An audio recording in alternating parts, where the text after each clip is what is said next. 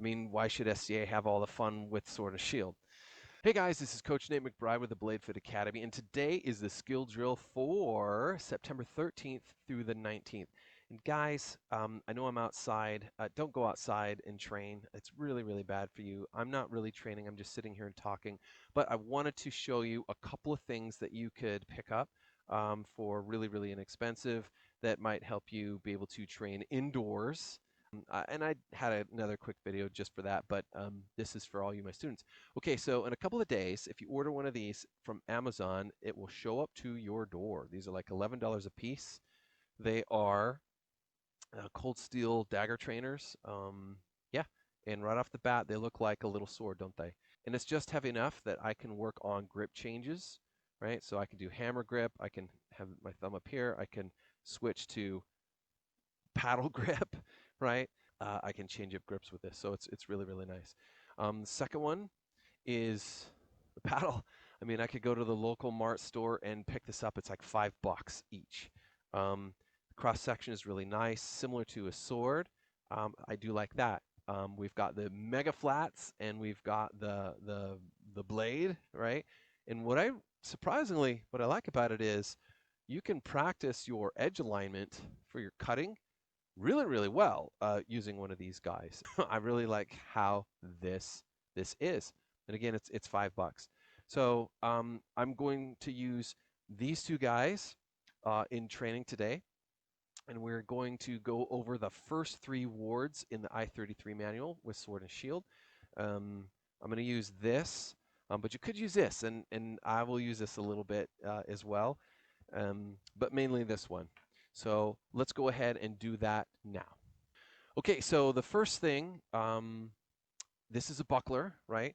And first thing, when I hold it close into my body like this, we can see that there is a lot of open area for someone to target me.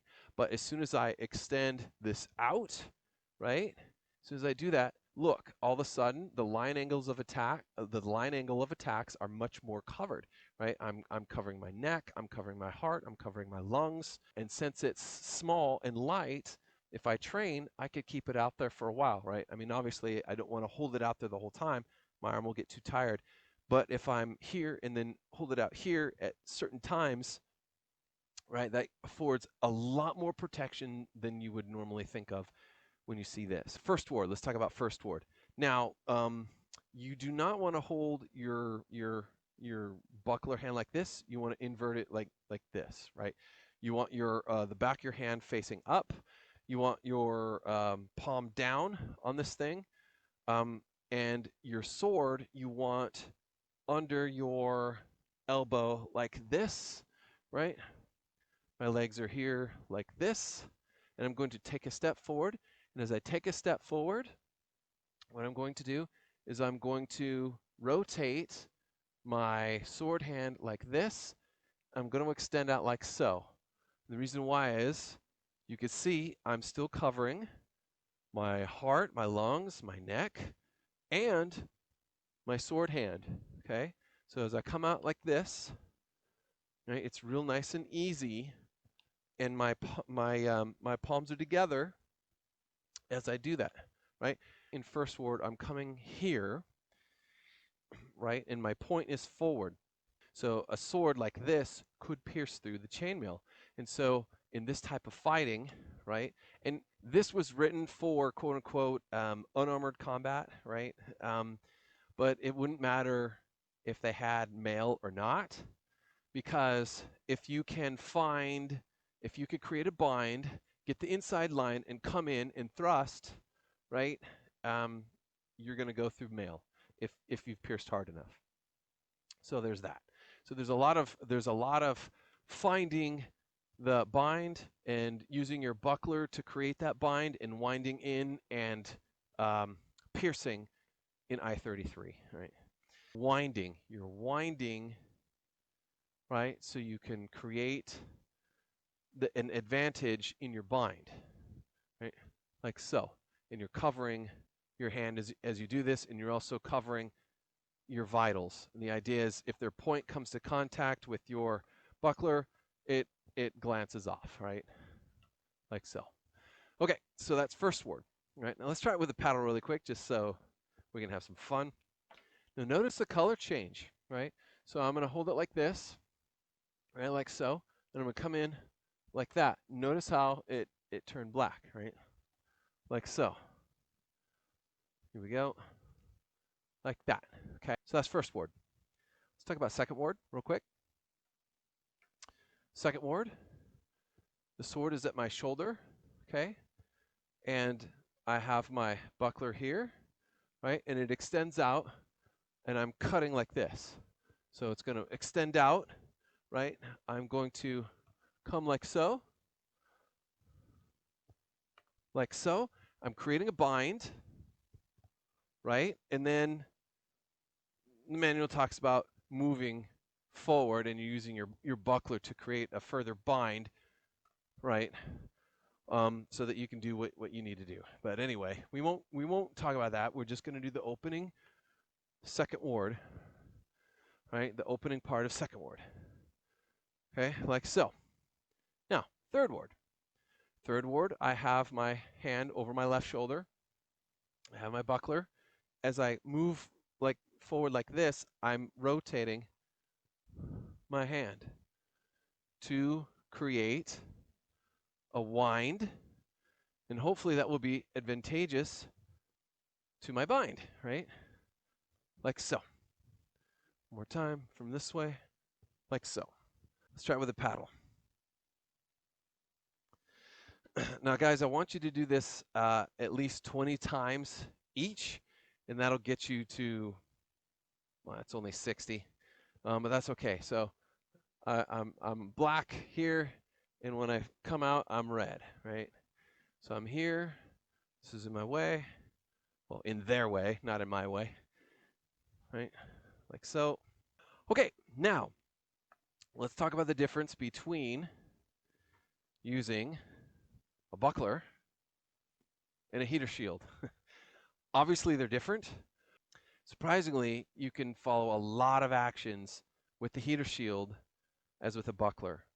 Now, there are advantages and disadvantages to both, right? But I'm going to demonstrate that this big heater shield actually doesn't get in the way as much as one would suspect if they're used to doing I-33 with the buckler. Okay, so I'll show that with the Dagger. Okay, so one thing I like about this particular configuration of the shield is that this configuration here is based off of a surviving shield example from roughly 1350. And that is contemporary with I-33 manual. And so that, anyway, that's kind of exciting because we know that these guys, they trained at home with the sword and buckler, and they brought that to the battlefield using their shield. And there's actually some really cool things that we can do with this. The more I study this, the more I like it. Let's go ahead and do second word first, and I'll show you some cool things. All right. So I'm holding the shield like thus, and so immediately off the bat, you can see, okay, I've got my sword here over my shoulder, and I'm holding the shield here like this to cover my inside line, right? And I'm going to move forward, and I'm going to strike. Notice the curve of my heater shield, right, as I strike. So it does not hinder my coming down and creating a bind. Just because I have a giant heater shield does not mean that I don't negate the bind. It doesn't matter. In fact, sometimes it's even more important to create a bind with your sword with a bigger shield because you lose track of their weapon really easy when you're behind this thing. You don't have a sense of where it is if you don't have eyes on and if you don't have tactile feel of where it's at. And you just can't tell sometimes with a big heater shield. So it's still important to create a bind with your sword to know where their sword is, even though you have a shield. Okay. So here I am like this. I come in, I strike. Notice my wrists are still more or less together. You know, like this, they're a little further apart than with the sword and buckler, but my hand is still covered. My hand is still covered by the shield, and thereby it is safe when I come and I do second ward. Okay. Now, this is nice because it covers, because the shield hangs down, it does cover a lot more of my lower extremities. But if I go ahead and I grab it down here, okay, something really cool happens. When I am in second ward and I come in and strike, now my hands are more together so that it more approximates the movements from I-33, right? So in theory, certain knights might feel more comfortable with that action. My hand, my sword hand, is still covered.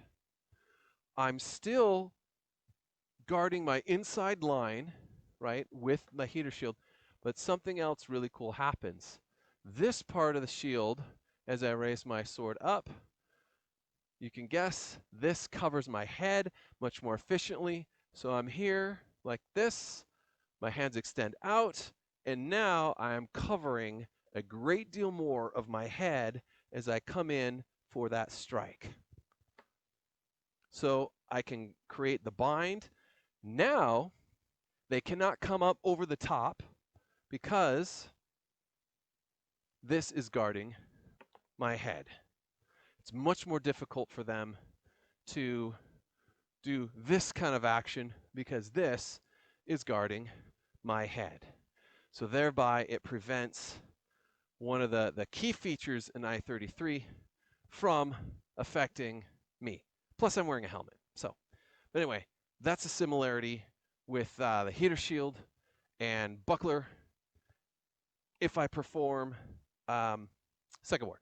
Now, let's talk about some differences, okay? So first ward and third ward are different. And in order to show first ward, I'm going to get a longer trainer. Okay, so I'm going to try this here. Now, just to review. Okay, so just to review first ward, okay? I have my buckler, I have my trainer. Now, in first ward, it shows that we have our sword about here at the elbow, right? To come like this, come in, and to create that bind, right? It's important to have the sword here, perhaps. One of the reasons why is the sword guards my lower extremities from attack as I come up, right? And so the higher I have it, my hands together, the more complete defense this is in the opening, in the beginning of the action, right? But I do not need that protection when I have a heater shield.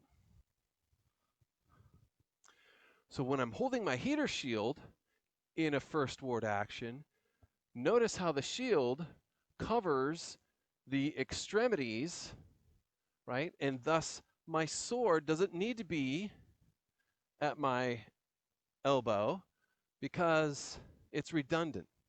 Not only is it redundant, now this part of the shield actually hinders my movement from this high, right? I can't move in to create that bind. But if I instead lower my sword down to here, right, at this angle, right at my hip, now I can. And my sword does not need to be covering my my side because my shield is doing it for me. So here I am like this.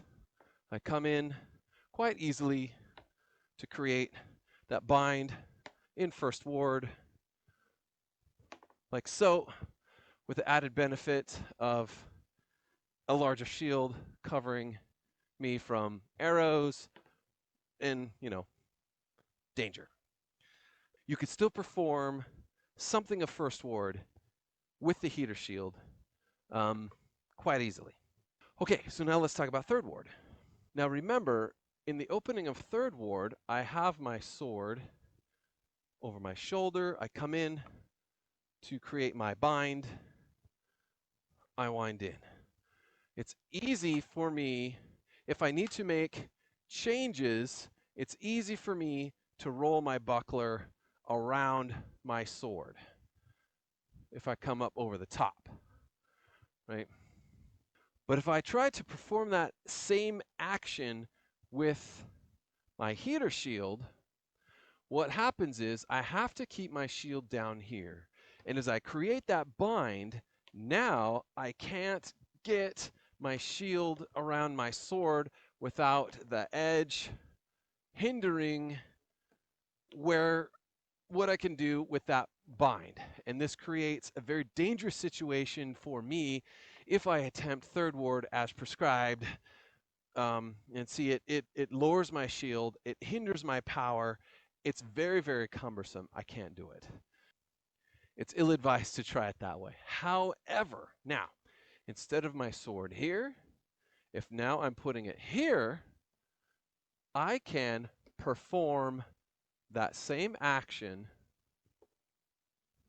very easily. So instead of placing it on my shoulder, it's slightly over my head.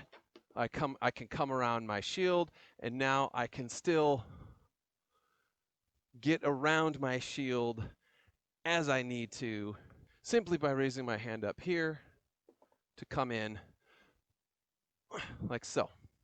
There you go. So anyway, guys, that's just some food for thought. I've actually tried this in sparring, and it works pretty darn well. Fourth ward, fifth ward, sixth ward, and seventh ward are performed very, very similarly with buckler and heater shield.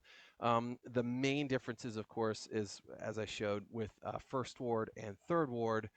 But you can perform a modified version of those opening actions, at least, with heater shield. And anyway, it's really exciting for me to explore this topic and to share it with you guys. I hope this was interesting for you. Make sure that you do wards 1 through 3, 20 times each, for those of you who are in my class, and we are going to go over that on Thursday.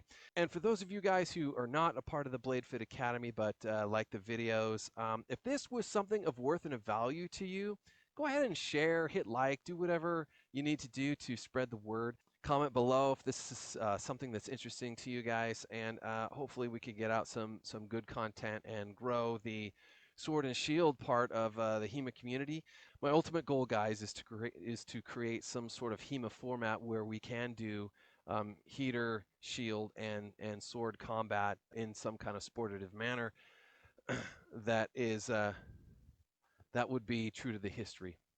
As we explore I-33 more and more vis-a-vis the heater shield, I'm fairly confident that we can find some really cool ways of recreating the martial aspect in a very enjoyable and sportative form that is more to HEMA's sensibilities. I mean, why should SCA have all the fun with Sword and Shield? So with that, guys, this is Coach Nate with the BladeFit Academy signing off. Always remember to slay your demons. Have a wonderful day. I will catch you next time. And until then, God bless. Take care.